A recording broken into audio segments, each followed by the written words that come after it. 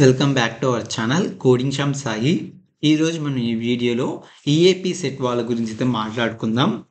కొన్ని డౌట్స్ గురించి అయితే డిస్కస్ చేద్దాం. సెల్ఫ్ రిపోర్ట్మెంట్ ఎలా డౌన్లోడ్ చేసుకోవాలి అండ్ అలాగే ఫిజికల్ రిపోర్టింగ్కి ఏ డాక్యుమెంట్స్ తీసుకొని వెళ్ళాలి కాలేజ్ దగ్గరికి అండ్ అలాగే కొంతమందికి డౌట్స్ ఉంటాయన్నమాట. నాకు ఫస్ట్ కౌన్సిలింగ్లో ఒక కాలేజ్ వచ్చింది, దాన్ని ఖచ్చితంగా రిపోర్ట్ చేయాలా, నేను రిపోర్ట్ నాకు నచ్చలేదు కాబట్టి నేను రిపోర్ట్ చేయను, డైరెక్ట్గా సెకండ్ వెబ్ ఆప్షన్స్ పెట్టుకోవచ్చా, దాని గురించి అయితే డిస్కస్ చేద్దాం. ఓకేనా. ఇన్ కేస్ మీకు ఈఏపీ సెట్లో సీట్ అలొకేట్ ఎందుకు కాలేదు దాని గురించి కూడా డిస్కస్ చేద్దాం. ఓకేనా. ఫస్ట్ వచ్చేసి మనము ఏ డాక్యుమెంట్స్ తీసుకెళ్ళాలి ఫిజికల్ రిపోర్టింగ్కి దాని గురించి అయితే డిస్కస్ చేద్దాం.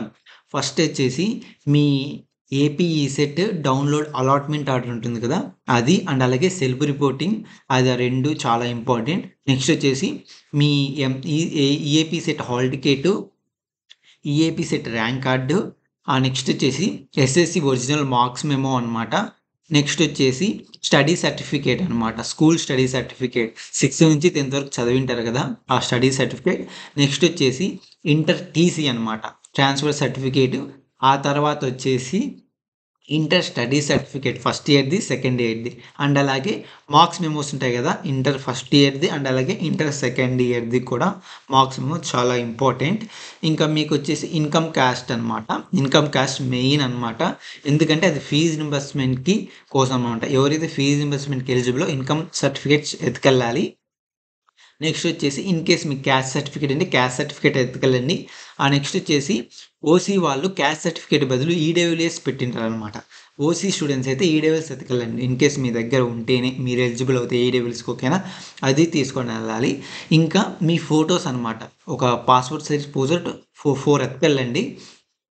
నెక్స్ట్ వచ్చేసి ఇంకా మనం మీ ఆధార్ కార్డ్ జిరాక్స్, మీ father Aadhaar card xerox and అలాగే మీ మదర్ ఆధార్ కార్డ్ జిరాక్స్, ఇందాక చెప్పా కదా ఆ డాక్యుమెంట్స్ అన్నీ ఇంటూ 2 సెట్ జిరాక్స్ చేసుకొని ఫిజికల్ రిపోర్టింగ్ అయితే తీసుకెళ్ళండి. ఓకేనా, ఇవన్నీ చాలా ఇంపార్టెంట్ అనమాట ఒక కాలేజ్లో జాయిన్ అవ్వడానికి, సెల్ఫ్ రిపోర్ట్ చేయడానికి. ఓకేనా, ఇవన్నీ మళ్ళీ ఒకసారి బ్యాక్ పెట్టుకొని చూసుకొని ఏ డాక్యుమెంట్సో మీరైతే తీసుకొని వెళ్ళండి. నెక్స్ట్ డౌట్ వచ్చేసి చాలామందికి, అన్న నాకు ఫస్ట్ కౌన్సిలింగ్లో ఒక సీట్ వచ్చింది, అది నేను చేరాలనుకోవట్లేదు, సెకండ్ కౌన్సిలింగ్ డైరెక్ట్గా పెట్టుకోవచ్చా? పెట్టుకోవచ్చు మీరు డైరెక్ట్గా, బట్ అయితే రిపోర్ట్ చేయండి. రిపోర్ట్ ఎందుకు చేయమంటున్నానంటే ఇన్ కేస్ మీకు సెకండ్ కౌన్సిలింగ్లో సీట్ రాకపోయినా కూడా ఫస్ట్ కౌన్సిలింగ్ వచ్చిన కాలేజ్ అలాగే ఉంటుంది. ఓకేనా. ఇంకా కొంతమందికి ఏంటంటే అట్లా నాకు ఫస్ట్ ఫేజ్ కౌన్సిలింగ్ సీట్సే అలొకేట్ కాలేదు ఎందుకు అని అడుగుతున్నారు.